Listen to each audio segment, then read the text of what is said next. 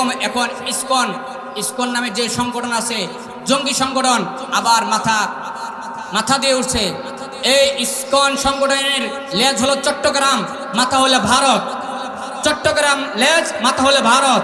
আবার কিছুদিন আগে 2 দিন আগে আমার ভাই টঙ্গী কেন্দ্রীয় মসজিদের ইমাম সাহেবকে এই ইসকন সংগঠনের একজন তাকে নিখোঁজ তুলে নিয়ে গেছে, নিয়ে তাকে এই ভুরুঙ্গা এবং রংপুরে কুড়িগ্রামের পাশে তাকে হাত পা বেঁধে রেখে রাখছে।